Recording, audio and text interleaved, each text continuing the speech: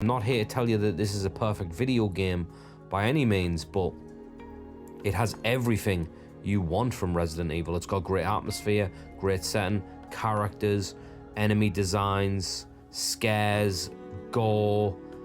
I don't know what else you want from a Resident Evil game that Revelations doesn't actually bring to the table. It's superb from start to finish, and that doesn't mean it's perfect by any means. You can tell the game was designed for a 3DS, and let me just tell you, if you played this on 3DS back in the day, what an impressive game it was. Now, obviously, you move this onto current platforms, it's less impressive and more, you can see it kind of coming away at the seams. Animations aren't up to scratch. It's just not, you know, it's not that premium Resident Evil experience. It's budget, if you will. But if you want a really good storyline that's like cheesy in a lot of ways, you want some cheesy characters that wear costumes that have no tactical advantage, but are very silly, but also give the characters character, make them stand out above the rest. Some good cheesy lines, some good action, really good soundtrack, atmosphere. It's honestly a superb game, and to be honest, it saved Resident Evil for me back in the day. Now, I know obviously I'm getting known as a guy who was obsessed with Resident Evil 4, but I wasn't always like that. I saw Resident Evil 4 as like the downfall of Resident Evil, which I completely disagree with now, but back then, you've got to understand where I was coming from. It was fixed camera angle survival horror. That's what I wanted. I didn't want Resident Evil going in this direction. And when Resident Evil 4 came out, I wasn't against Resident Evil 4, but then 5 hit and 6 hit, and they were very action heavy, and it just didn't jive with me, you know? So when 6 happened and 6 was the way it was, I kind of pulled away from the franchise. I was just like, you know what, I think I'm done with Resident Evil. It's not made for me anymore. I don't want anything to do with it. And it's kind of funny looking back on that now, because I love Resident Evil 6, if I'm being honest. That gameplay is superb. Sure, the game's not perfect, but there's a good game underneath that.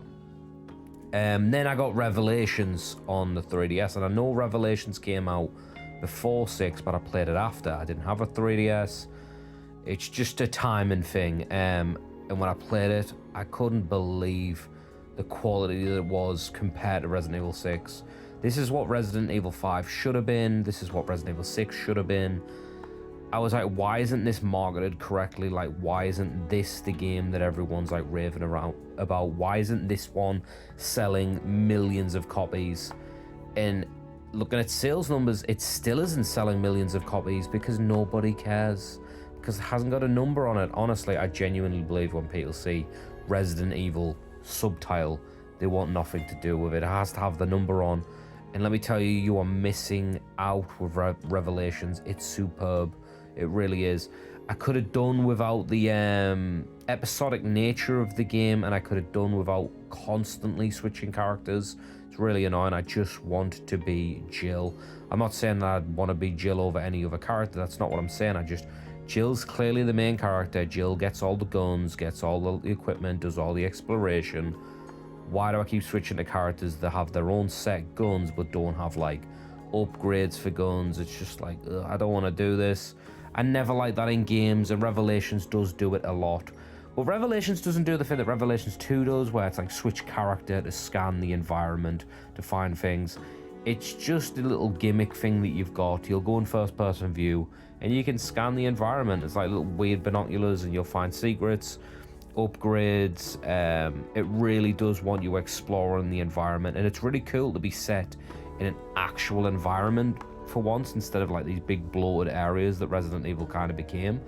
It's like you are isolated on this ship. Sure, you get the side content, the sub stories, if you will, the extra chapters where it's kind of like you're being these random characters, and they're in different environments, but you yourself, Jill, the main character of the game, you're only on the Queen Zenobia. That's where you are. Obviously you move off it later, but you're only there to begin with, and it's refreshing to be back like that with Resident Evil.